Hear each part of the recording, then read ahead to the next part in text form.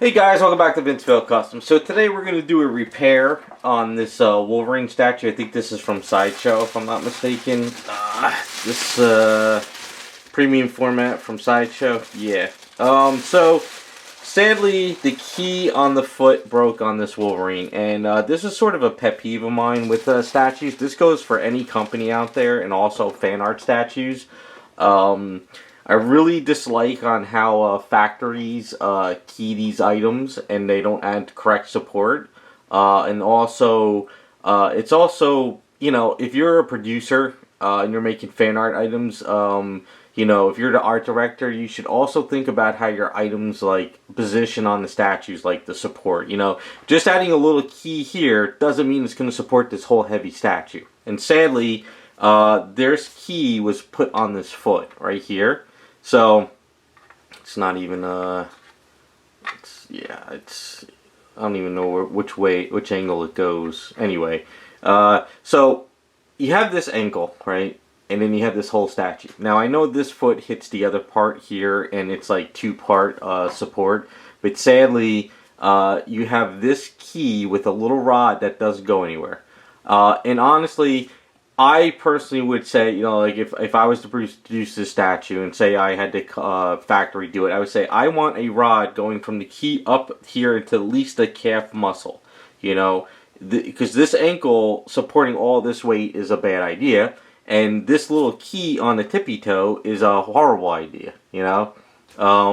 Always consider, you know, like if you're a fan art producer too, you should say, hey, if you're going to make a key, I want a rod or some way to put a rod up here if I'm going to build a kit and sell kits or something, you know.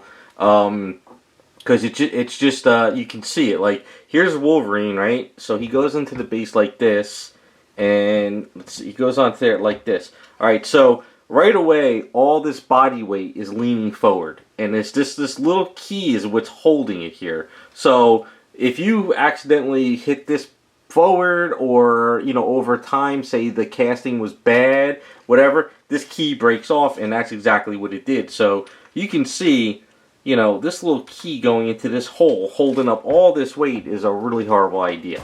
So the client contacted me and he says he wanted to repair, and I told him, I said, honestly, you can't do it. It's just, you know, trying to add some Aves here or some glue and put this back on, we're just going to fall into the same issue again.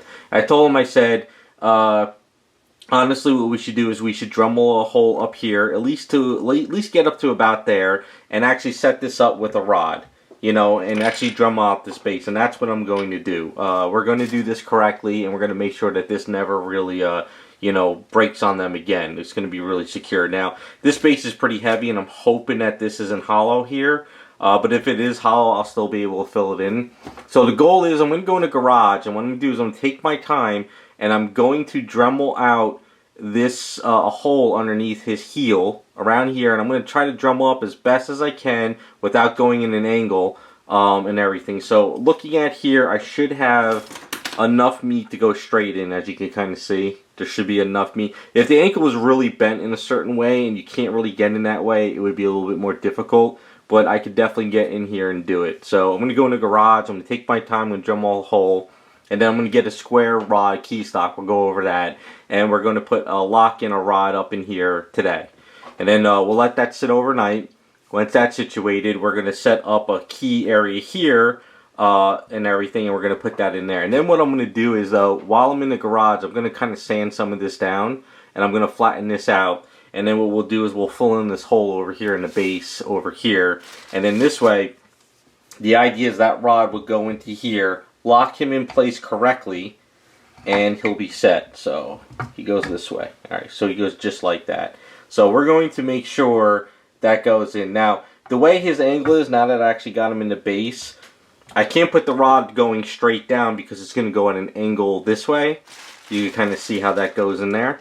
So what I'll do is I'll wind up, like if you think, like see how this is bent, what we'll do is we'll put a rod in there, but we'll bend it and we'll have it at an angle. So this way when you put him in, it'll still go in. And we'll get over that. We'll go over that in a second. But the idea is to really lock him in place. This way he's never going to go anywhere again. And the only way he will smack him and break it is if you really like put some force and break the hell out of it. But we really want to get him situated. So the good thing is, the other thing is, like, say sadly, this was the only place that this was supported, and you would see the back heel, then it would be a nightmare, and I would have to tell the client, like, well, we should probably build up around here and maybe fudge some, like, you know, sculpt to have it touch the heel and then put a rod. So, yeah, it's kind of a, it's just a really bad design. You know, it's like this little piece is holding up the whole entire statue. It's a really, really bad idea and a bad design. I really wish factories, whether Sideshow, XM, Prime 1, all this stuff, would consider making better supports for items. Because there's a lot of customs I've done over the years, and a lot of breakages, and a lot of repairs I've done too that I actually haven't posted, where it's always keys that are broken and I have to redo everything. So, let me go get in the garage, let me Dremel this out, we'll come back, I'll show you exactly what's going on, we'll go over it a bit. We'll get this situated, and then what I'll probably do too is I'm going to Dremel out this hole a little bit as well, kind of go down in an angle in this way so I can actually set up the rod, and then tomorrow we can actually go there and set it all up. This is going to be really locked in pretty well for the client, and this way we won't have to ever worry about it snapping or breaking on him again. Alright, so just got out of the garage. What I did is I Dremeled down here, as you can see, and I Dremeled a little bit of this part off. I'm going to Dremel most of this off a little bit later, but for right now I'm just using this as sort of the key, but because it was broken, some pieces were kind of like flaking off. So I Dremeled in here, and I got up as far as I can without trying to go through the whole calf. I didn't want to go out. So I went ahead and I got my key stock. Now this is called key stock. This is actually, you could get zinc or you could get zinc plated, which means it's probably steel and it magnetizes, or you get zinc where it's not magnetized. This one is steel, so this one is magnetized. So you can see it's bent at a weird shape, but what happens is I went ahead and I bent it in here so the key goes down at an angle. Because if the key went straight out, it would come right through this piece here into here, and that you can't do that. So what I'm going to do is I'm going to mix up some A's. I'm going to put some A's in here and get this lined up, and I'm going to twist it, make sure everything's okay, and then I can actually line it up where it goes in this hole here that I Dremeled out, and it goes in there. Now, this little section here is actually glued into this the statue. So when I Dremeled in there, I started seeing a little bit of a hole, and I felt like it was hollow. But then I realized part of it's painted, and I realized this piece is painted and it's glued in. But at least I have a hole in here now. So this piece will go down straight into the hole instead of coming at an angle like that into the foot. So this will go down in there, and we'll get to that tomorrow. But for right now, I want to get this all lined up. Now, you might say, well, it's bent now, it's not going to support it. Yes, it's still going to support it. I didn't bend it to the point where I, like, bent it like this and there's no support. I just put it in my vice grip and I sort of bent it with the hammer, and I bent it at a certain angle. And this is going to be way more supportive than this, as you can see. This is going to really go in there pretty well. And you can see this goes up the foot pretty well. Like I said, I wanted to get up a little bit further, but I felt like I was going at a certain angle where I might actually come out this calf. So I didn't risk it, and I went up this far. So it goes in pretty well. So like that. So once this is in there and I line it up correctly, the key is going to look a little weird in a sense. It's going to look like it's coming down at an angle like that. But then this way, the foot will be able to sort of go into the base and lock in pretty well, and we won't have to worry about it. So I'm going to go ahead and mix up some A's. I'm going to get this locked in. I'm going to get it lined up. The goal is to line this up where it's going into the hole at a correct angle. I might have to Dremel down a little bit more depending on how far the key is, because I'm trying not to Dremel too far down, but it looks like I might have to go a little bit more. We'll see. As long as we get this key lined up pretty well, it should go. But before I actually get this done, I'm going to go in the garage real quick, and I'm going to kind of fine sand this down, get any kind of scratches or any of this, like, just get this nice and smooth, because it's going to go into a hollow brass rod. We'll do that a little bit later. So that's kind of where we're at. But as long as I can get this key lined up in this foot and everything, the rest is going to go easy tomorrow. Alright, trying to do this in a good camera angle to show you guys. So I went ahead and mixed up my Aves, and I put it in there, as you can kind of see. So the next step is we take the rod and we put this in there, and we want to squeeze that Aves in there, and we want to make sure the Aves is all around that rod. That's why we put it in there and we squeeze, because you just don't want to put a little bit in there and not glue. You really want to let this kind of cure in. Also be very careful too when you're doing this that the rod is going in a good way, but also you're not going to like snap the leg or anything like that. So take your time and just sort of get that eaves in there and get that rod in there, locked in there pretty well.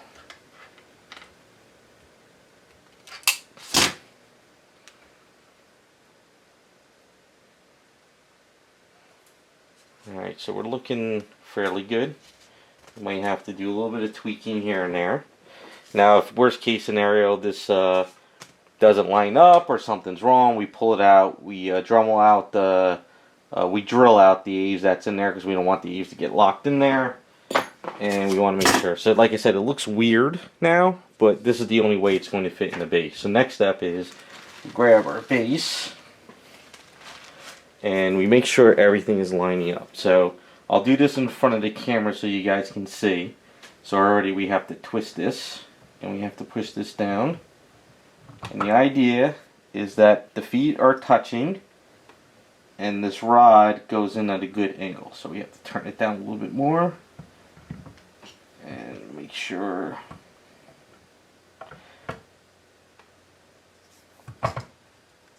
Alright, so you see what I was trying to do in the camera.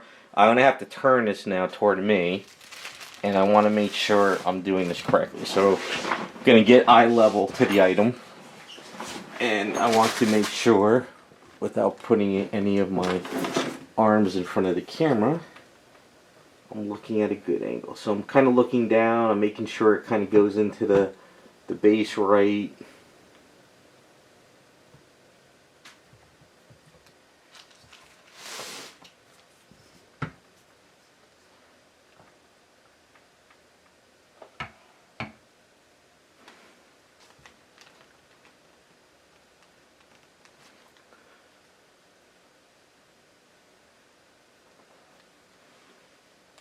Just a matter, it's like eyeballing it. You just got to keep eyeballing it to make sure it's lining up correctly.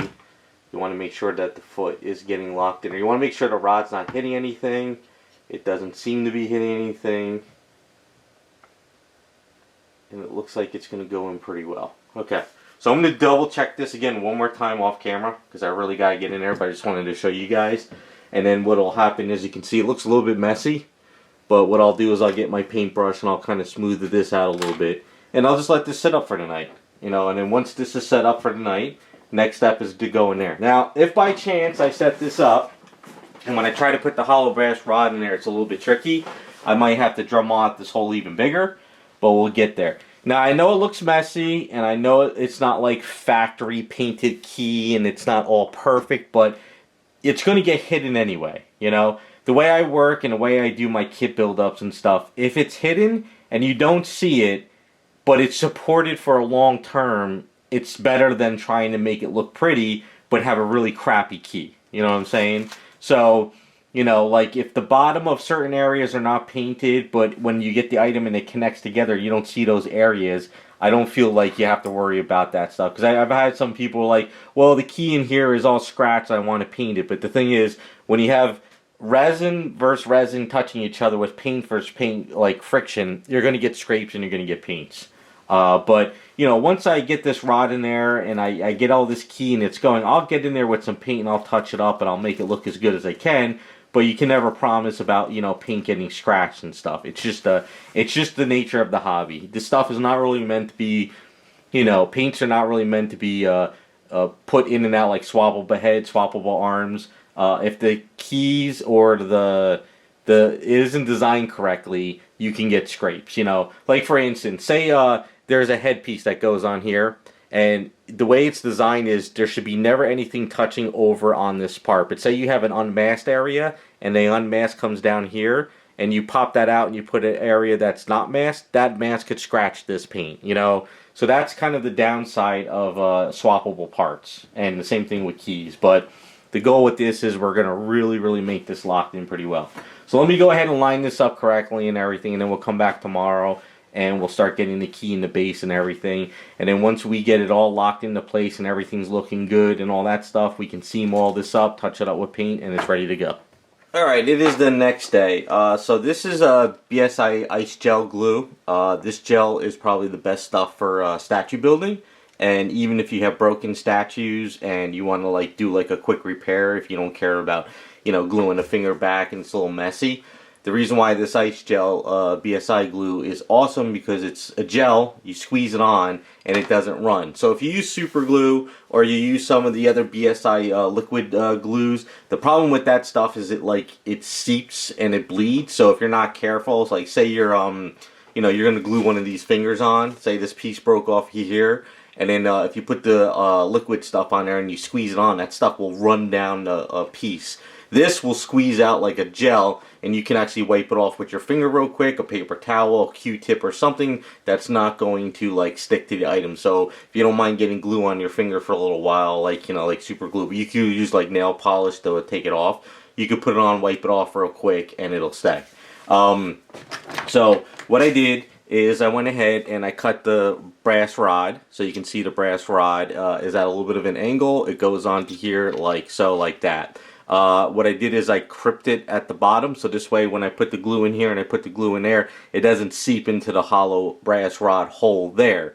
If you do that and you're not careful, what'll happen is this will lock into place. You'll never get the statue out. So it's always better to sort of crimp it and Dremel a hole a little bit deeper and stuff like that. And I did it at the angle so this way it's kind of even and stuff like that. So I had to actually go in here and Dremel this hole out a little bit more because once you add the rod, the hollow brass rod, it creates a little bit deeper thing and it kind of hits. So I went in there and I Dremeled that. Now sadly, I tried to suck out with the blow dryer, the vacuum cleaner, as much dust as I possibly can.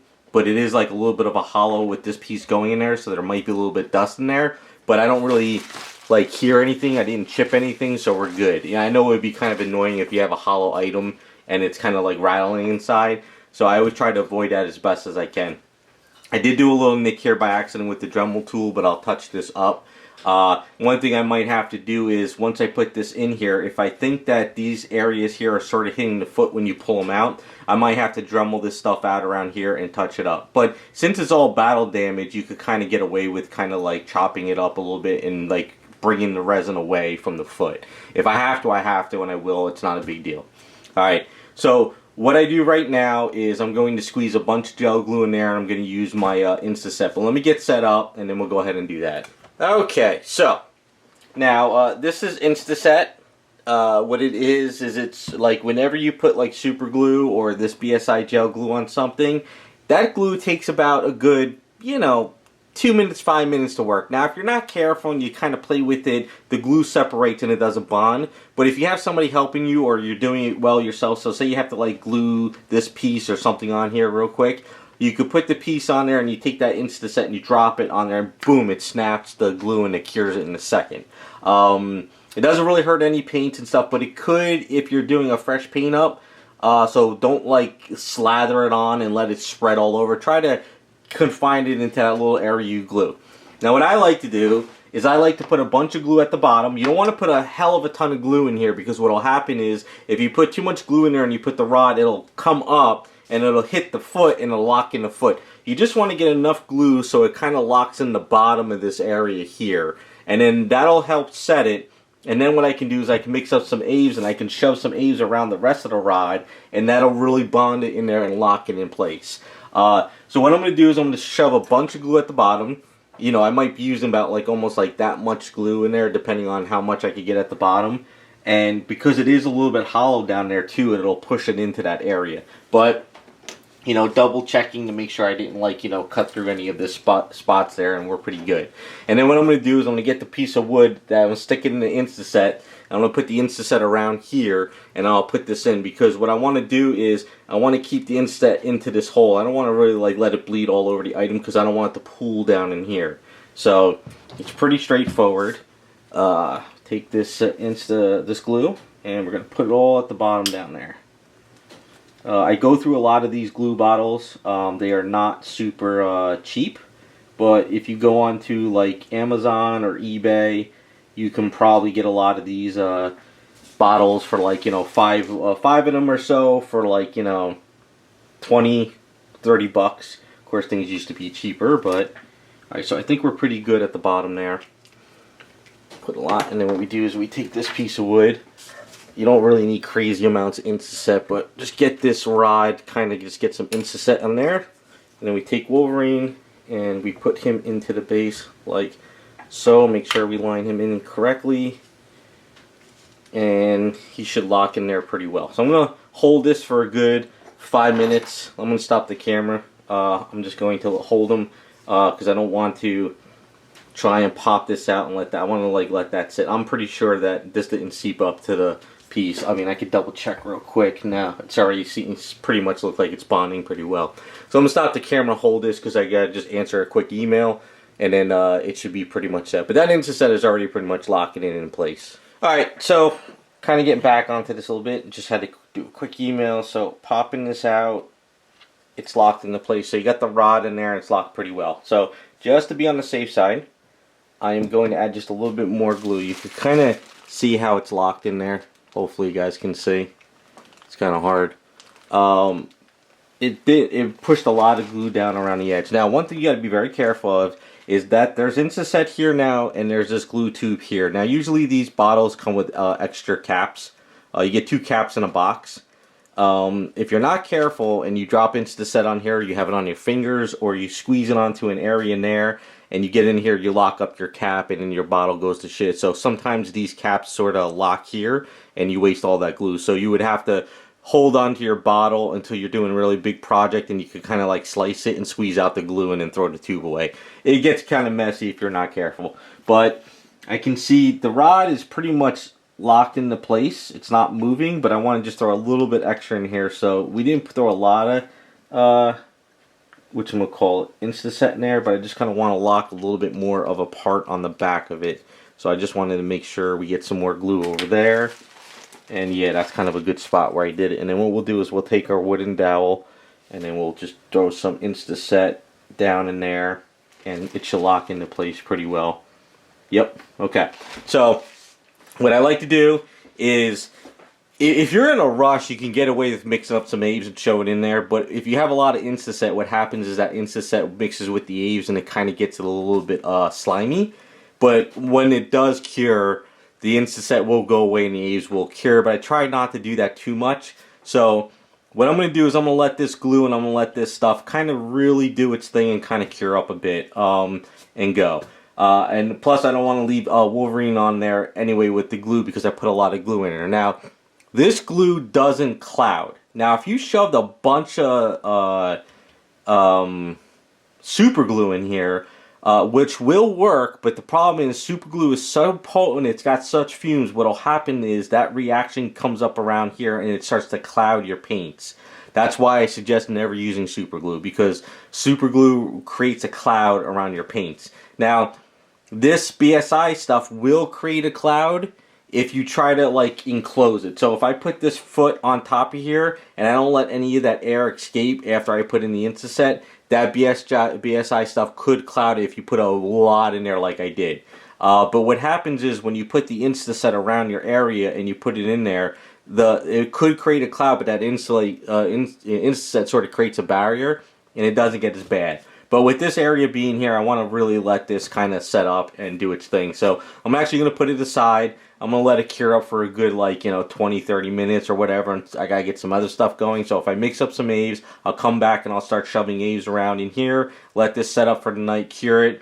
And then tomorrow, we could go from there. So what I think I'm going to do, too, is sort of when I fill up this part with Aves, I'll probably fill up this part with Aves, too. Fill in this hole, sort of fill up the foot, too, a little bit. And go from there. So this way it kind of locks into place and everything. But this definitely, his foot and everything did come out of here no problem. It didn't really scrape anything, and he seems to be locked in place pretty well. So let's, you know what we'll do is we'll try to put the light on for you guys and see if you guys could kind of see in the hole what it's looking like. It's kind of a little bit messy down there and stuff, but it works. Now, if you do not have Aves or some kind of clay to lock your piece, you can use glue. You could fill this all up with glue. The only reason why I don't like to fill everything up with glue and I like to lock it in with Aves is because when Aves cures, it cures like resin and it kind of holds that rod in place pretty well. If you have any little areas of bubble there and you pop the, with the glue sort of kind of creates a brittleness. Even though it will hold it, you're holding a huge statue, and if you're kind of popping this in and out and you're putting some pressure there, the glue can start cracking away. It's it's kind of hard to explain. If you use the stuff long enough, you would see what I mean over time. So I like to use the glue to lock it at the bottom, but I like to use Aves around the top area to really bond it and get it set. So that's kind of a two-step process. So alright, let's put this aside. We'll come back once I mix up some Aves later today. I'll fill in these areas. We'll get this filled in. We'll get this filled in. And then once everything's locked up tomorrow and everything, we should probably be able to go ahead and start touching up paint. The only thing I'm thinking about now is I might go in the garage and fill in this area here and sand this foot down. The only thing is I kind of like this having a little key because it is going to be hidden. Even though it looks messy, it kind of will help. So I don't know. Maybe what we'll do is I'll fill in this area, I'll fill in this area, and then what I'll do is I'll sand it down a little bit. And then tomorrow what I could do is later tonight I could fill up this area and sort of press this into there and kind of create like a semi-double key, and it should be locked in pretty well. I'll kind of mull it over.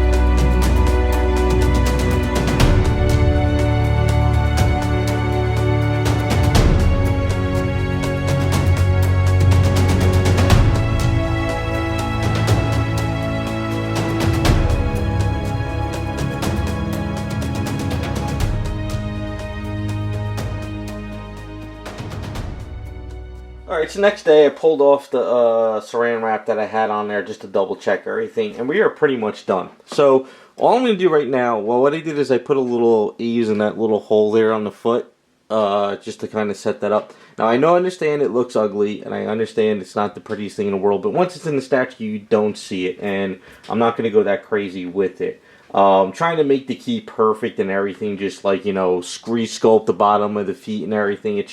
It's really just way more work than it is, because you're never going to see it. But what I need to do is I need to touch up all the paint. But before I do that, He goes in there pretty fine, but it's just a little bit tricky. What I'm going to do is I have stuff called white grease. It's stuff I used to use for when I built my arcade sticks for plastic. I'm going to just kind of rub some white grease on the rod a little bit just to give it a little bit of slickness to it. I'm not going to slather the grease on it because you don't want to get that grease on, touch it, and then accidentally touch your statue. Just enough to get in there to help it just slide in and out of the brass rod. And then if that little grease gets inside the brass rod, it'll help over time. It's nothing that, you know, you don't take like a glob spoon of grease and slather it on there and make it look like it's dripping off the item. Just enough just to kind of give it a nice thin, very thin coating just to help go in there once in a while. I only do that on certain items where sometimes the key is just at a weird little angle. And because these feet, because you could tell because the way I did this with this angle here and the way these feet are, it's something I'm going to go over. So I'll show you guys that a little bit later at the end after I touch up the paints.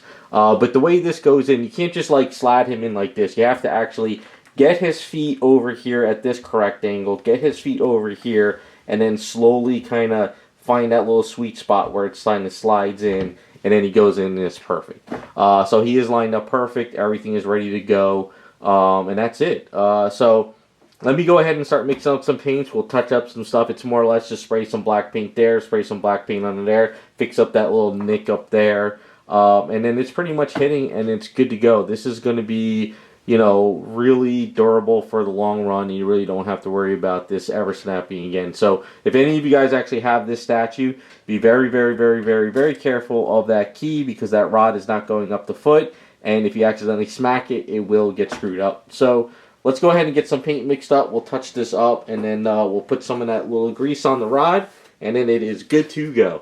Alright, so I went ahead and I touched up the paints. You can kind of see over there. Just sprayed a little bit of black on there, and I sprayed a little bit of black on the bottom of the foot. It's going to scrape. There's nothing I can do about it, but once the foot's on there, you don't see anything. So, you know, I could sit there and I could spray, you know, some really heavy-duty paints, but sadly, the way this is set up, you're going to see it. So even seeing a little bit of, like, the red A's, it's not a big deal. I mean, like I said, as long as stuff is hitting, you're good to go. So this is the white grease I was talking about. Once I grab this tube, I am not going to, gonna have to pull off the glove. I forget what this stuff is called. It's all kind of mixed up. What happened is this tube sort of exploded on me a while back, but it's just white grease. So I have a Q-tip here, and I'm just gonna go in here and get some of this white grease on the Q-tip, just to sort of kind of coat it. Now, since I touched it, you can kind of see it's already on the glove. So we just take this glove off and get that away. So this is all I really do. This is, like I said, this is very rarely I do this, but when I feel I need to do it. So we just slap some of this grease on, right, like so. It's really thick right now, but I'm going to wipe this off. What it does, it just kind of, sometimes too, this sort of helps with these rods, just in case they rust on you. I'm not saying they will rust on you, but sometimes when I buy them, they are sort of rusty. That's because they sit in, you know, like cold, moisture areas and stuff like that. And then after that, we put the grease on. We just kind of take a paper towel and we just kind of swipe it down. So there's not that much on there, and it's pretty much ready to go. You just don't want to get this stuff, you know, all over the place. So let's put him down real quick. Back over to here, and then basically it should just be like, just helps it a little bit. Just kind of slide in a little bit better. See, you really didn't need to put that much, and it helps just slide in pretty good. And like I said, it also helps too with the rusting. These rods, I've noticed that when I pick them up at the hobby store or a hardware store, they're really rusty. Because I think what it is they get made from, like, you know, whether the factories overseas or wherever they get made. Then they get shipped on trucks and they get thrown into these warehouses, and then they get shipped out. So over time they get rusty because they're probably sitting in very high moisture, rain, water, stuff like that. But I notice whenever I sand them down and I kind of buff them out and add a little bit of grease if I need to, or even if I don't, I never have that rusting problem. So, like, once these are on the statue and they're in your house, they're in controlled environments, these metals don't really, like, rust up or anything. It's just the way it comes from stuff. Because what the two is I think what they do is they sort of do spray a little bit of grease on these rods sometimes they feel a little bit greasy when you pick them up at like a hardware store. And I think they do that because they figure it could rust over time, depending on if it sits in a warehouse or department store or whatever for months on end, years. So you kind of want to stop it from rusting. But this little grease works out pretty good just for that. But we're pretty much done. I mean, it's straightforward. It's solid. It's durable. He pretty much comes in and out of the base pretty well. If you're having a super hard time when doing this, and it's not going in and out of the base and something, you might have crimped up the rod too much, but, you know, just adding that little grease, we're pretty much good to go. So that's it. That is pretty much Wolverine resetting the key and making it durable. Hopefully you guys liked the video. Hopefully it helped you guys out. Thanks for watching, and we'll be back with more videos.